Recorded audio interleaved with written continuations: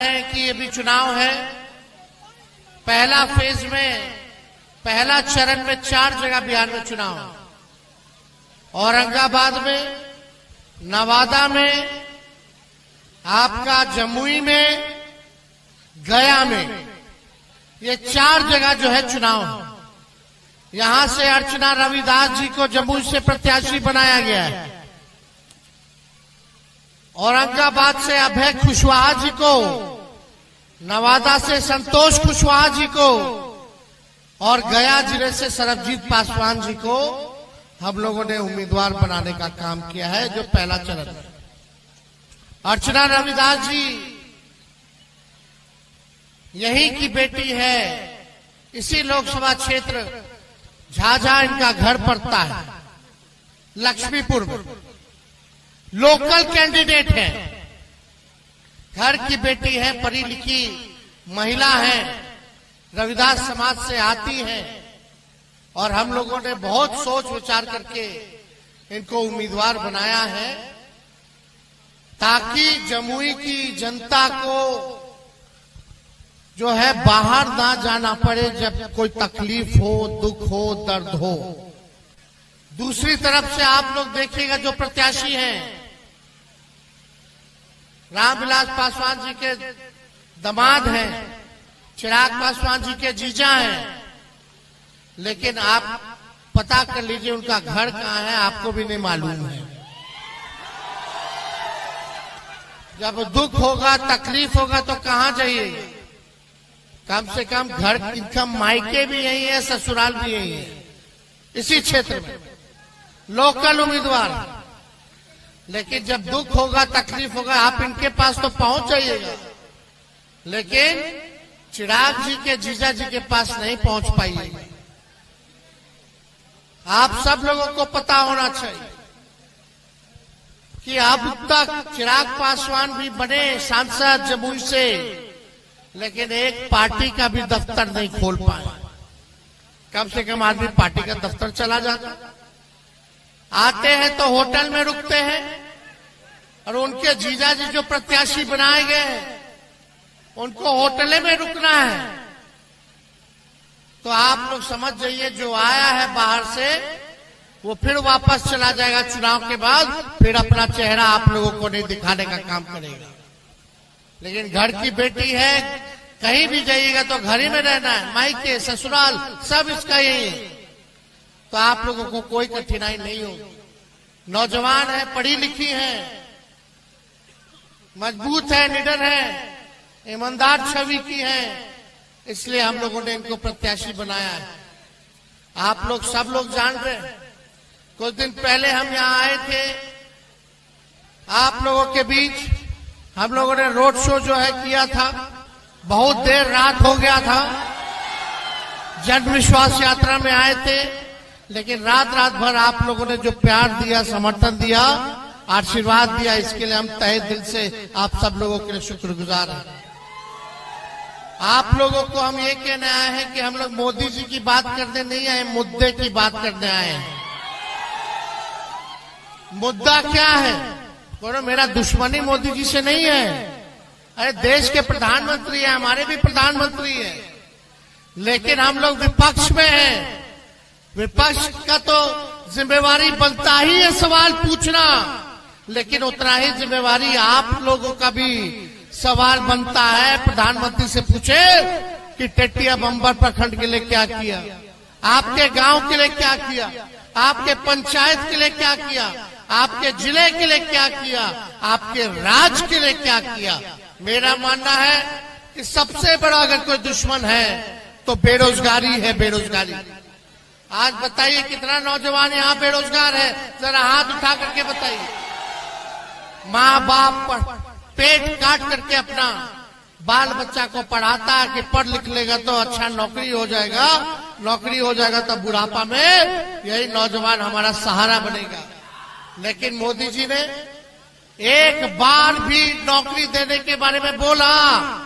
अभी जम्मू आए थे, बोले कि कितना नौकरी देंगे, क्योंकि जानते हैं 14 में ही बोले थे कि 2 करोड़ देंगे, लेकिन अब तक कोई नौकरी जो है उन्होंने 10 साल में नहीं दिया।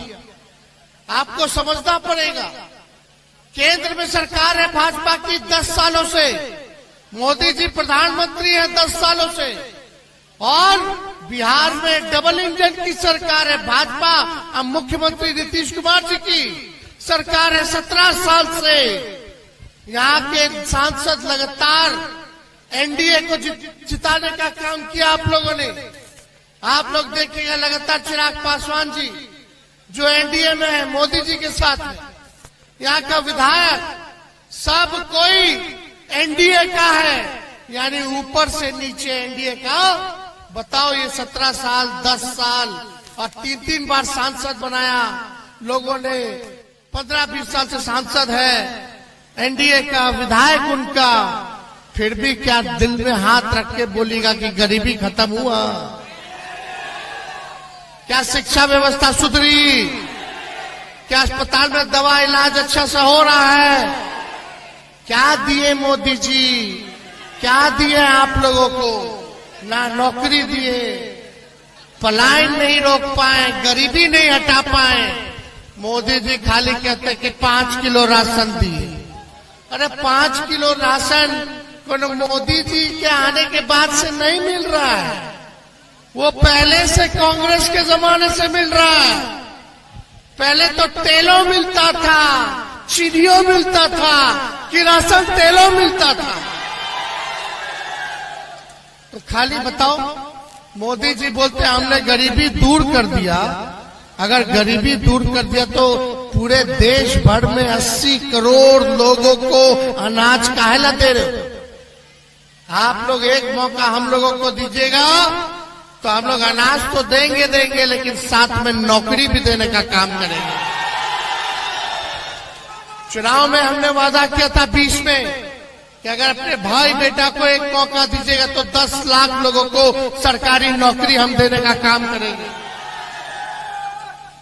जब मुख्यमंत्री जी हमारे अभिभावक हैं, बुजुर्ग हैं, उनका हम सम्मान करते हैं, लेकिन जब वो बीजेपी को लात मार के आए थे हम लोगों से माफी मांगा कि अब मर जाएंगे मिट जाएंगे लेकिन भाजपा में नहीं जाएंगे। हम लोगों ने फिर से अपनाया, उनको फिर से मुख्यमंत्री बनाया। आपका बेटा, आपका भाई उप मुख्यमंत्री बना, और बनने के साथ जो 17 साल में नहीं हुआ था वो 17 महीने में 5 लाख लोगों को सरकारी नौकरी हमने देने का काम।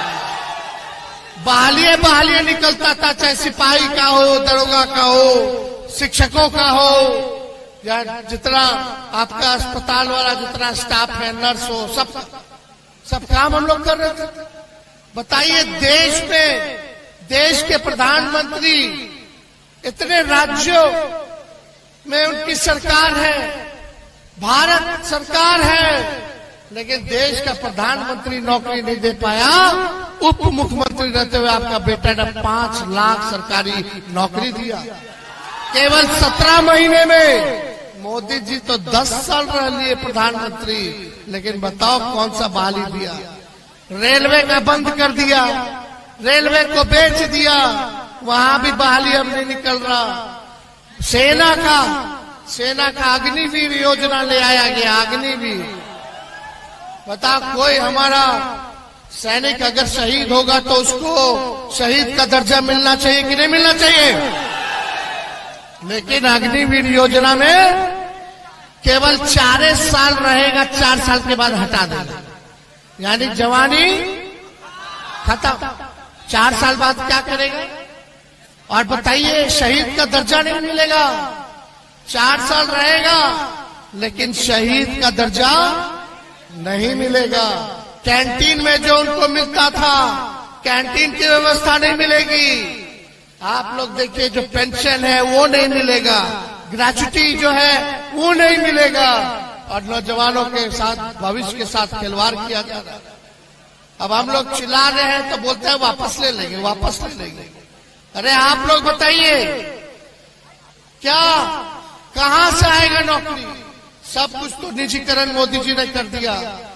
जहाज बेच दिया, एयरपोर्ट बेच दिया, रेलवे बेच दिया, स्टेशन बेच दिया, पोर्ट बेच दिया, बीएसएनएल बेच दिया, सब कुछ जो है बेच देने का काम किया, जो आपका देश का संपत्ति था।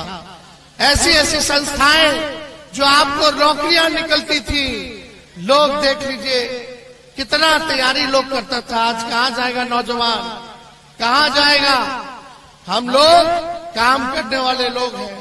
हम लोग जब आए 17 महीने में जितनी आंगनबाड़ी महिला, जितनी ममता, आशा, टोला सेवक, विकास मित्र, तालमी मरकज, इन सबके मानदेय को हम लोगों ने बढ़ाने का काम किया, दुगुना किया 17 महीनों में।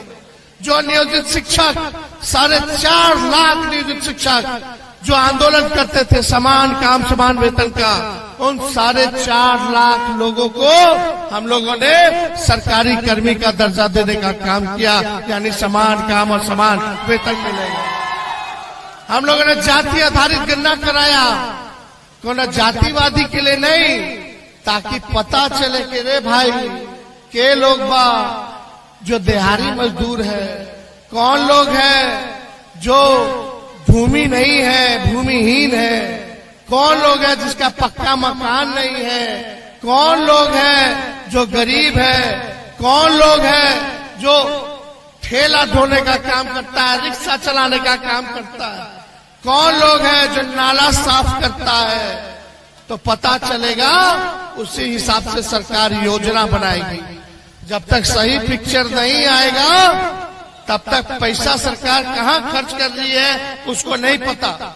हम लोगों ने योजना बनाया था, क्या बनाया था भाई? जिसके घर में नौकरी नहीं मिल रहा है उसको जो है 2 लाख रुपया का मदद हम लोग करेंगे। जिसके घर में नौकरी, जिसका जमीन नहीं है, भूमि नहीं है, उसको जो है 1 लाख रुपया का मदद करेंगे ताकि अपना जमीन ले ले। दूसरा क्या, जिसका पक्का मकान नहीं है उसको 1,20,000 रुपया हम लोग देंगे, ताकि जो कच्चा झोपड़ी है, कच्चा मकान है, उसको पक्का कराने का काम करें। ये हम लोग कर रहे थे, तब तक हमारे चाचा फिर पलट गए। अब बताइए, 5 साल में एक बार मुख्यमंत्री ओथ लेता है, सरकार बनती तो 5 साल न चलता है। ये बताइए 3 साल 3.5 साल हो रहा है बिहार सरकार को, 3 बार ओथ ले ली, कभी एने, कभी ओने, कभी एने, कभी ओने। अब मोदी जी को जाके बोल रहे हैं, मोदी जी अब हम जहां हैं वहीं रहेंगे। अब मोदी जी बोलते हैं कि गारंटी मोदी जी का मजबूत गारंटी है। अरे मोदी जी, इतना गारंटी आपका मजबूत है तो मेरा चाचा का गारंटी ले लो कि पलटेंगे कि नहीं पलटेंगे। काहे नहीं लेते हैं मोदी जी गारंटी? कोई ठीक है, कितना बार वोट ले लिया? 8-9 बार ले लिए, 9 बार। बताइए, कभी इधर कभी उधर। ठीक कह रहा लड़का, मोदी जी का जो गारंटी है ना, वो चाइनीज माल जैसा है। 1-2 बार इस्तेमाल कीजिए, खत्म। मतलब जब तक चुनाव है तब तक मोदी जी की गारंटी है, चुनाव के बाद जुमला हो जाएगा। सच नहीं बोलते लोग, झूठ बोलते, केवल झूठ। इसलिए आप सब लोगों के बीच आए हैं, ईमानदार प्रत्याशी जिताइए। देश तरक्की जब तक नहीं करेगा जब तक आपका गांव विकास नहीं करता, और देश के नागरिकों की जब तक तरक्की नहीं होगी, गांव आगे नहीं बढ़ेगा, तब तक देश विकास नहीं कर सकता। आज देखिए, किसानों का आय दुगुना करने चले थे मोदी जी, 22 तक आय दुगुना कर देंगे। क्या हुआ? आय दुगुना हुआ किसानों का? कुछ नहीं हुआ। बोले थे पक्का मकान बना देंगे, क्या क्या बोले, किसी को छुपा नहीं है। लेकिन आप लोगों से यही हम कहने आए कि अर्चना रविदास जी को भारी मतों से आप लोग जिताने का काम कीजिए। बताइए, जिताइएगा कि नहीं जिताइएगा? दोनों हाथ उठा करके बताइए, जिताइएगा कि नहीं जिताइएगा? बताइए, मुकेश सहनी जी बीजेपी में थे, इनको फुसला के ले गया था सब। बताओ, इन्हीं को तोड़ दिया, इन्हीं के विधायक को खरीद लिया, इनके पार्टी को छीन रहा था अभी चुनाव में। लेकिन अब पिछड़ा का बेटा अति पिछड़ा का बेटा साथ हो गया है। अब हम लोग लड़ाई लड़ेंगे। हम दोनों नौजवान हैं, नए सोच के हैं, नया बिहार बनाना है, नौजवानों को नौकरी देना है। तो इसलिए हम लोग सब लोग साथ हो गए। सभी भाई लोगों से अपील है कि एकजुट हो जाइए।